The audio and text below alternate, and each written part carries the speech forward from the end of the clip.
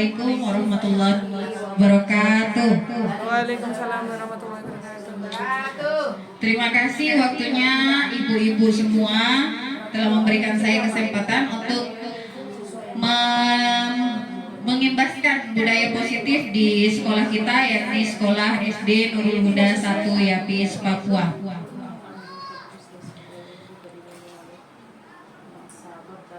Perubahan paradigma teori kontrol, yaitu ilusi kontrol, ilusi guru mengontrol murid, ilusi bahwa kritik dan membuat orang merasa bersalah dapat menguatkan karakter, kemudian ilusi bahwa semua penguatan positif efektif dan bermanfaat, dan ilusi bahwa orang dewasa untuk memaksa.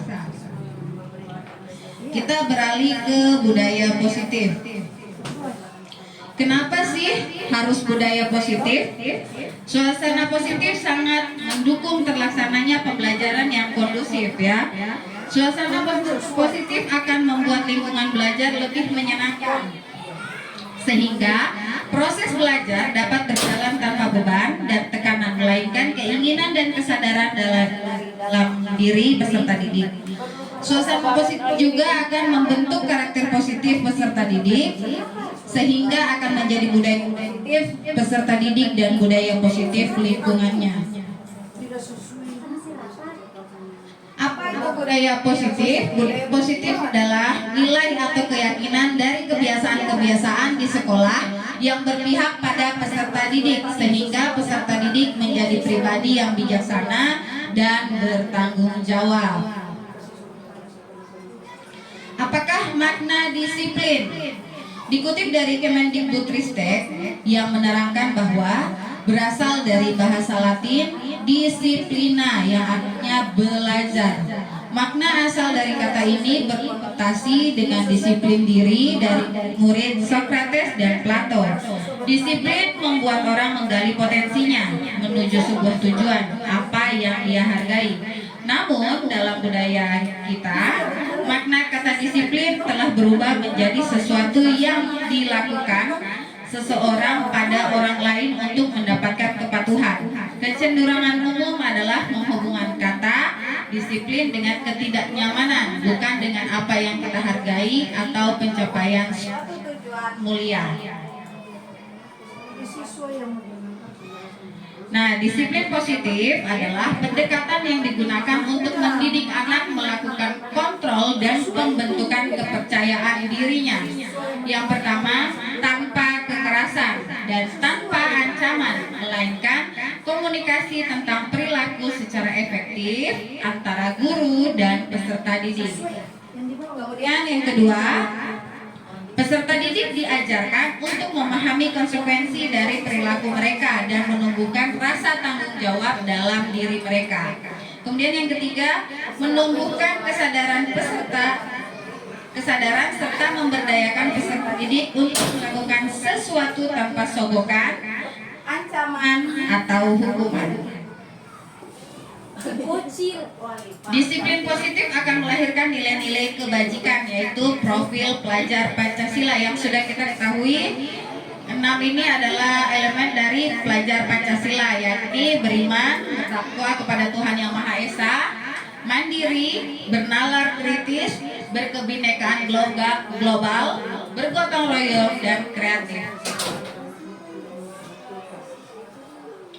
Merdeka menurut Ki Hajar Dewantara, merdeka itu artinya tidak hanya terlepas dari perintah, akan tetapi juga cakap buat memerintah diri sendiri.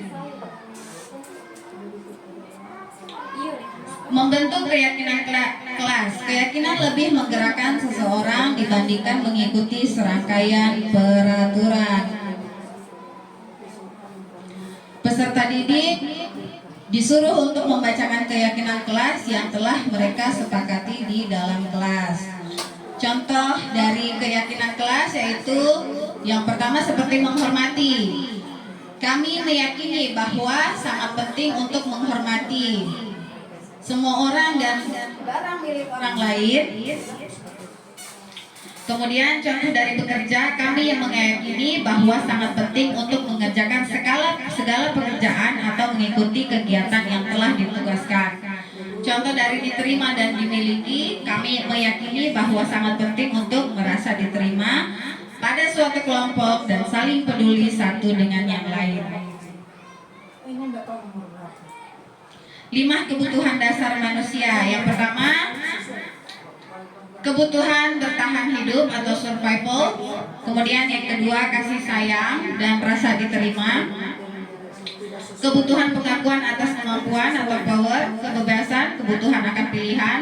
Yang kelima, kesenangan, kebutuhan untuk merasa senang. 5 posisi kontrol guru. Di sini kita sebagai penghukum, kemudian yang kedua pembuat rasa bersalah, ketiga sebagai teman, keempat sebagai pemantau, dan yang kelima sebagai manajer. Di sini ada video ya Bapak Ibu, bisa disimak agar kita mengetahui lebih dalam 5 posisi kontrol. Silahkan menyimak.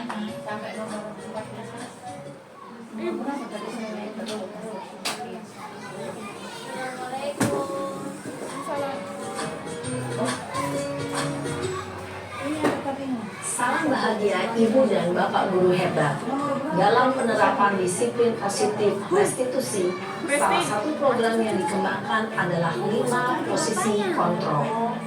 5 posisi kontrol dalam restitusi adalah proses perjalanan seorang pendidik agar dapat mengenali dirinya. Pada video kali ini, kita akan membahas tentang 5 posisi kontrol yang dikembangkan oleh Diane Dawson dan contoh penerapannya.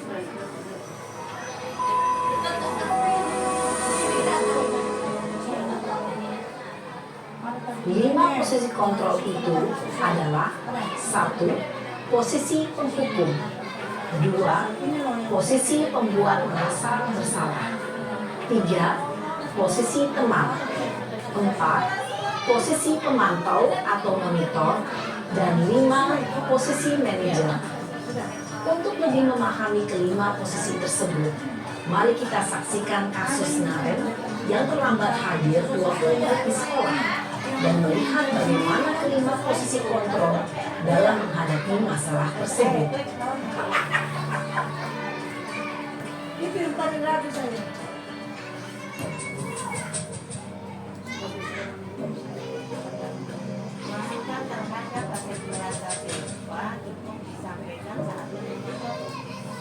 Naren, sini kamu. Ini posisi sebagai penghukum ya. Selalu terlambat. Kamu deh, pasti terlambat. Tidak. Maaf Bu, saya Apa? Apa coba? Alasan kamu apa lagi? Kapan sih kamu tidak terlambat? Malas sekali ya kamu jadi anak. saya Dasar pemalas. Gak kapok-kapok sih kamu. Sudah berapa kali terlambat? Sana, kamu keliling lapangan basket 2 kali. kenapa saya harus ke lapangan basket Bu? Kenapa? Kamu melawan ibu? Berani-beraninya jawab. Sudah terlambat, masih berani jawab pula. Sekarang, keliling lapangan basket 5 kali sekalian. Biar kapok. Cepat. Pergi sana ke lapangan basket. Posisi penghukum biasanya berbicara dengan nada tinggi, menghardik, menunjuk-nunjuk, menyakiti, dan menyindir. Hukuman bisa berupa fisik maupun psikis. Ibu dan Bapak guru hebat, dampak yang terjadi pada murid ketika guru berada pada posisi penghukum adalah murid cenderung akan memberontak, bahkan menyimpan dendam. Iya. Betul.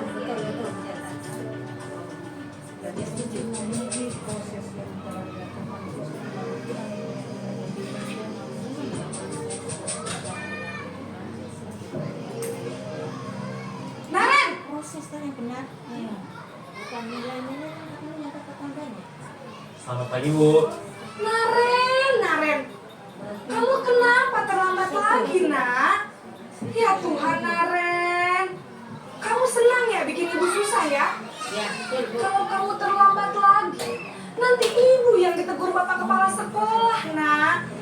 disangka ibu tidak bisa membina kamu. Duh, gimana ini? Maaf Bu, Duh, Gusti Naren.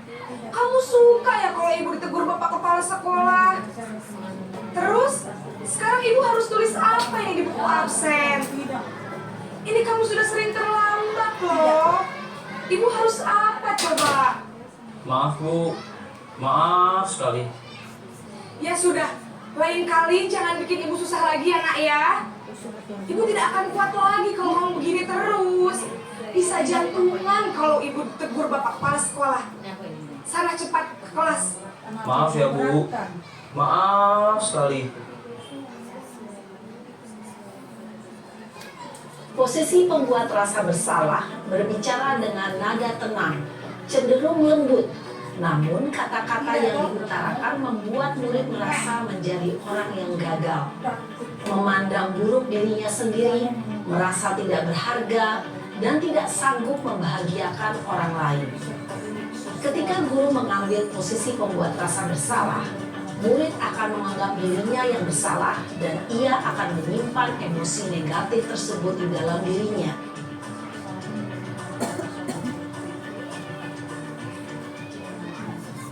Ya, yang ketiga adalah contoh untuk posisi teman.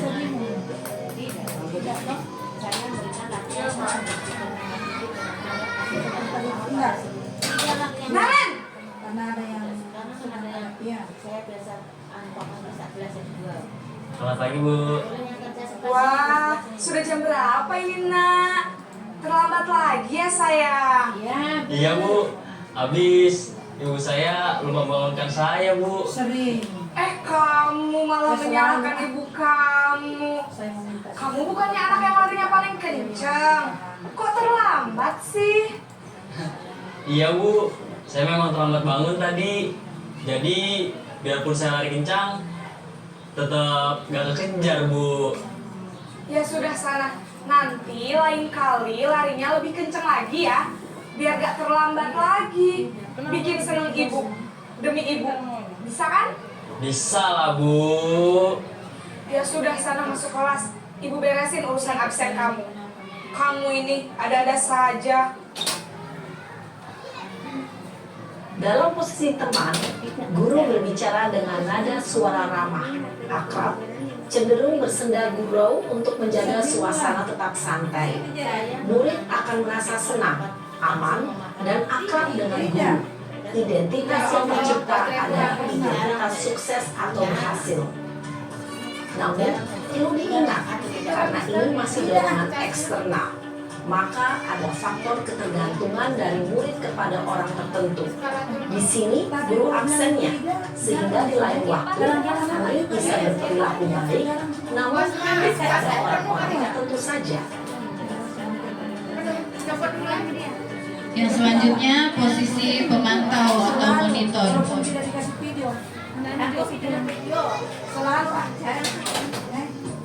Sering saya. Kita juga iya. Dan itu jarang semua. Bosnya ada pulang. Sering ya. Selamat pagi Bu. Naren, apa peraturan sekolah kita tentang jam berapa kita harus masuk sekolah, nak?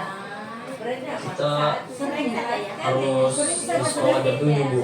Iya betul. Sekarang sudah jam 7.20. Naren sudah tahu konsekuensinya jika terlambat hadir. Paham Bu, saya harus tinggal kelas pas jam istirahat selama 20 menit. Iya benar, konsekuensinya demikian.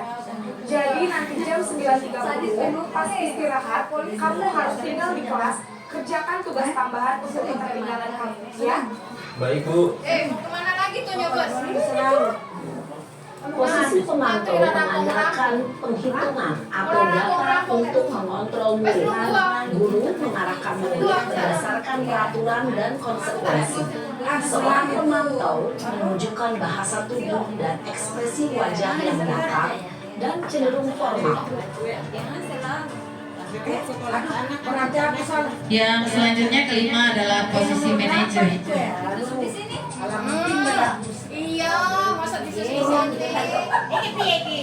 Salah pencet. Salah pencet. Oh, Nomor 17 tadi itu sekarang. 18 tadi kasih. Naren! Ini di bawah. Nah, ini dikasih dimarahin terus. Jangan kasih anak nama Naren. Selamat pagi, Naren. Oh ini baik nomor Maaf 18 Bu, aja. saya terlambat.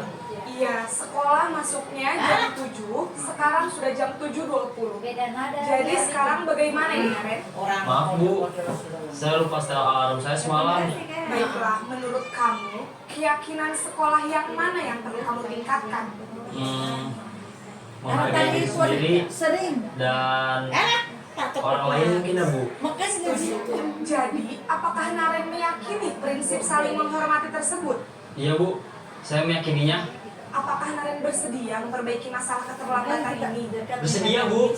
Bagaimana kamu akan perbaiki masalah keterlambatan ini? Jangan bilang ayah nanti pindah. Saya akan coba untuk tidak lupa menyetel alarm saya Bu.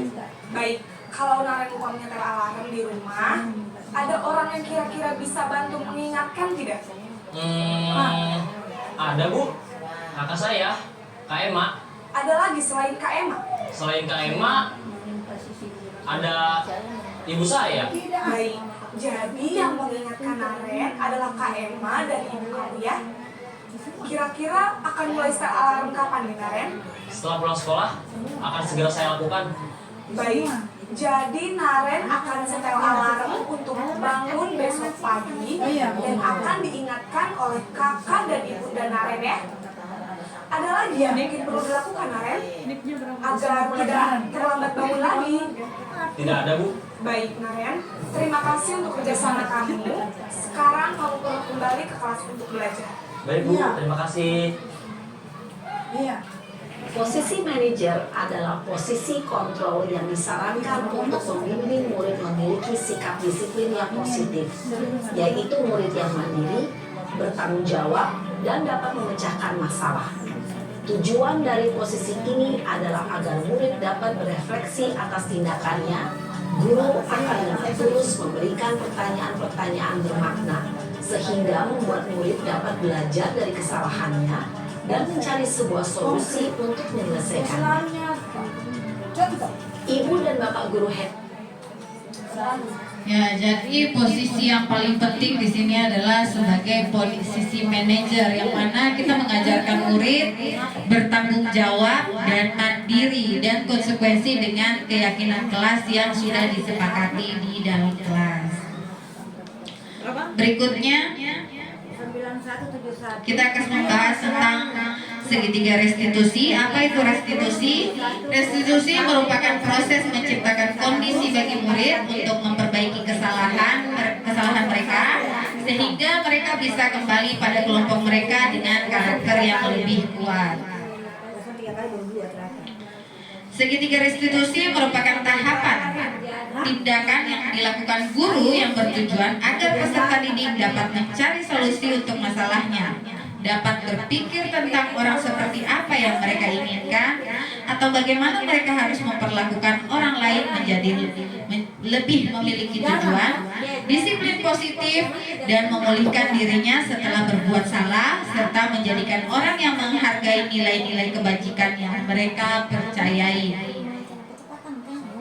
Ya, ini adalah segitiga restitusi. Yang pertama, validasi tindakan yang salah. Kemudian, menstabilkan identitas. Dan yang ketiga adalah menanyakan keyakinan. Yang pertama, tentang menstabilkan identitas, mengubah identitas anak dari orang yang gagal karena melakukan kesalahan menjadi orang yang sukses. Berbuat salah itu tidak apa-apa, Nak. Tidak ada manusia yang sempurna. Saya juga pernah melakukan kesalahan seperti itu. Itu adalah contohnya. Kemudian setelah itu kita harus memvalidasi tindakan yang salah. Semua tindakan manusia, baik atau buruk, pasti memiliki maksud atau tujuan tertentu. Padahal kamu bisa melakukan yang lebih buruk dari ini ya. Kamu pasti punya alasan mengapa melakukan hal itu. Pasti setiap tindakan mempunyai alasan. Kemudian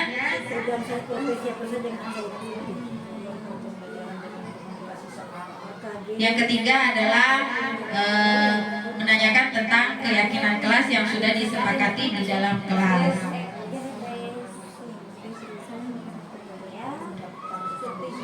demikian pemaparan saya tentang budaya positif. Mohon maaf bila ada salah-salah kata atau yang kurang dipahami. Terima kasih atas waktunya Bapak Ibu.